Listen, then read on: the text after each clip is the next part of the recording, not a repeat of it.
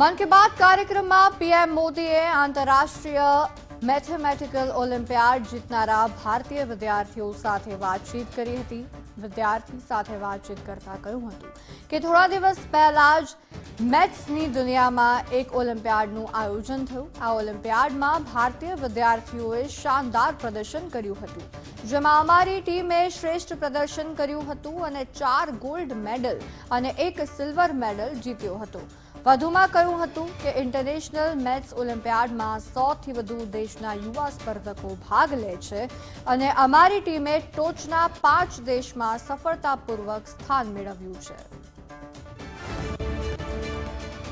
प्रधान मोदीए मन की बात में ड्रग्सनी समस्या अंगेनी पण बात करी हती। તેમણે કહ્યું હતું કે જો કોઈની પાસે ડ્રગ્સ સંબંધિત અન્ય કોઈ માહિતી હોય તો તે હેલ્પલાઇન નંબર પર ફોન કરીને નાર્કોટિક્સ કંટ્રોલ બ્યુરો સાથે શેર કરી શકે છે। આ શેર કરેલી માહિતીને ગુપ્ત રખાશે। હું ભારતને ડ્રગ્સ ફ્રી બનાવવા સાથે સંકળાયેલા તમામ લોકોને, તમામ પરિવારોને, તમામ સંસ્થાઓને માનસ હેલ્પલાઇનનો સંપૂર્ણ ઉપયોગ કરવા વિનંતી કરું છું। સરકારે એક વિશેષ કંટ્રોલ ખોલ્યું છે જેનું નામ છે માનસ।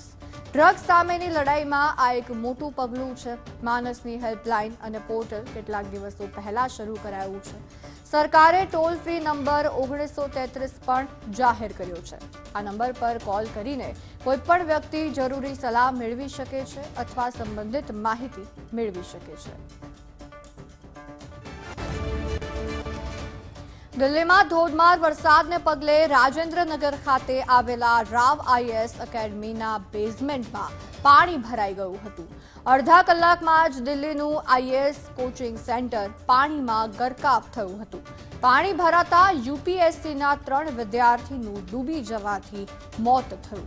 પોલીસે જણાવ્યું કે 2 લોકોને કસ્ટડીમાં લેવામાં આવ્યા છે।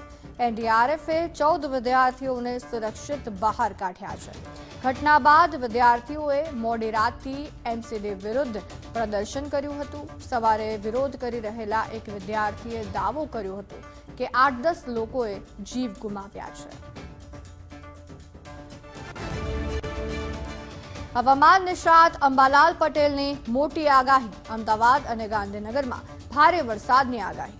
આગામી 3 દિવસ ઉત્તર અને મધ્ય ગુજરાતમાં વરસાદની આગાહી।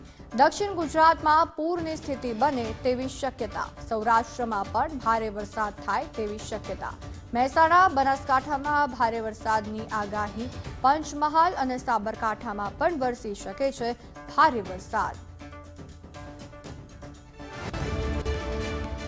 ગીર સોમનાથમાં નદીઓ અને ડેમમાં નવા નીરની આવક। ધાટવડ ગામે શિંગોડા નદીના નયનરમ્ય ડ્રોન કેમેરાના દ્રશ્યો સામે આવ્યા છે। વરસાદી માહોલ વચ્ચે શિંગોડા નદીનો નજારો આહલાદક બન્યો। ચેકડેમ અને નદી જ્યારે મહાદેવ જળ અભિષેક કરતા હોય તેવા દ્રશ્યો સામે આવ્યા। ગીર ગઢડાનો રાવલ ડેમ છલકાયો। ડેમ 80% ભરાતા 6 પૈકીના 2 દરવાજા ખોલાયા। રાવલ ડેમના દરવાજા ખોલાતા 11 ગામને એલર્ટ કરાયા। લોકોને નદીના પટમાં અવરજવર ન કરવા સૂચના। ઉના અને ગીર ગઢડાને પાણી પૂરું પાડતો આ ડેમ છે। સૌરાષ્ટ્રના તમામ શહેરમાં ભારે વરસાદથી પાણીની સમસ્યા દૂર થઈ છે। રાજકોટ જિલ્લાના 27 જળાશયમાંથી માત્ર 3 જળાશયો 100% ભરાયા છે।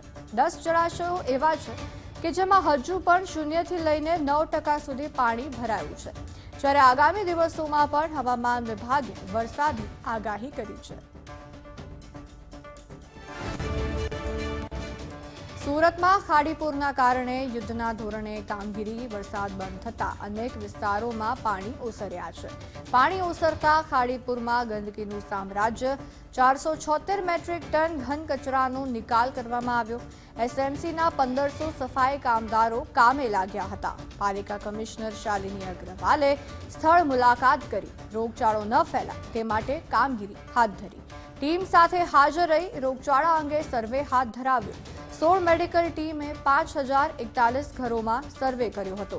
36 લોકોને સામાન્ય તાવ, 5 લોકોને ઝાડા ઉલટીના કેસ। તમામ લોકોને સ્થળ ઉપર જ સારવાર આપવામાં આવી। અનેક વિસ્તારમાં 12,850 ક્લોરીન ટેબ્લેટનું વિતરણ કરાયું। વલસાડના ધરમપુર અને કપરાડાના જંગલોમાં ખળખળ વહેતા ઝરણા અને ધોધ લોકોમાં આકર્ષણ જમાવી રહ્યા છે. દરરોજના હજારો પર્યટકો પરિવાર સાથે પ્રકૃતિના ખોળામાં સૌંદર્યને નિહાળવા આવે છે. ઉલ્લેખનીય છે કે ઉપરવાસમાં પડેલા ભારે વરસાદને પગલે ઝરણાઓ ફરી જીવંત બન્યા છે અને લોકોને પોતાના તરફ આકર્ષી રહ્યા છે. ગીર સોમનાથમાં માદા સિંહનો વિડીયો સામે આવ્યો. માદા સિંહના મસ્તી ભર્યા દ્રશ્યો સામે આવ્યા. ગીરમાં વૃક્ષ સાથે બાથ ભીડતી માદા સિંહ કેમેરામાં કેદ થઈ. ગીર જંગલમાં મેઘમહેરને કારણે લીલોતરી છવાઈ. ગીરમાં ચાલી રહ્યું છે સિંહોનું વેકેશન. રાજકોટમાં ચાંદીપુરાનો ખૌફ યથાવત. શહેરમાં હાલ 6 શંકાસ્પદ દર્દીઓ દાખલ. 2 દર્દીઓનો રિપોર્ટ પોઝિટિવ આવ્યો. 4 દર્દીઓમાં જોવા મળ્યા શંકાસ્પદ લક્ષણો. 18 વર્ષના યુવાનને રખાયો છે ઓબ્ઝર્વેશન હેઠળ. શંકાસ્પદ દર્દીઓ હાલ ખાસ વોર્ડમાં સારવાર હેઠળ. સુરતના ટેબલ ટેનિસ સ્ટાર હરમિત દેસાઈની જીત તરફ આગેકૂચ. ગૃહ રાજ્યમંત્રીએ હરમિત દેસાઈને શુભકામનાઓ પાઠવી. હર્ષ સંઘવીએ હરમિત દેસાઈ અને ભારતીય ટીમને પાઠવ્યા અભિનંદન. હરમિતે ગુજરાતને ગૌરવ અપાવ્યું છે. ગુજરાત અને ભારતના સૌ વડીલોના આશીર્વાદ હરમિત સાથે છે. હરમિત ખૂબ જ મજબૂતાઈથી આજની રમત રમશે. આજ રાત્રે 11:30 કલાકે હરમિત દેસાઈનો ફરી મુકાબલો છે. હરમિત દેસાઈ હવે 64મા રાઉન્ડ માટે મુકાબલો રમશે.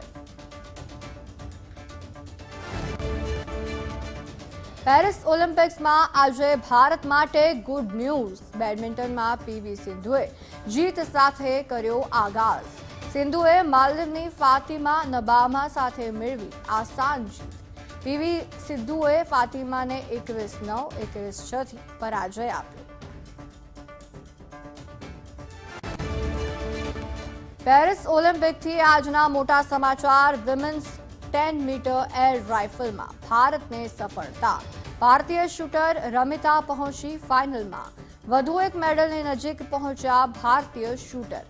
રમિતાએ છેલ્લી સિરીઝમાં શાનદાર પ્રદર્શન કર્યું. છેક સુધી ટોપ 8માં રહેલી ઇલાવેનિલ બહાર થઈ.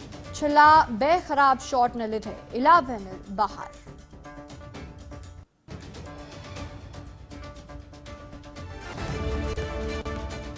પેરિસ ઓલિમ્પિકમાં રોઈંગમાં ભારતને મળી સફળતા. રોઈંગમાં બલરાજ પવરે મેળવ્યો ક્વાર્ટર ફાઇનલમાં પ્રવેશ. રોઈંગમાં મેન્સ સિંગલ્સ સ્કલ્સના ક્વાર્ટર ફાઇનલમાં બલરાજ પવર રેપેચેઝ રેસ બલરાજે 7 મિનિટ 12 સેકન્ડ 41 મિલી સેકન્ડમાં પૂર્ણ કરી.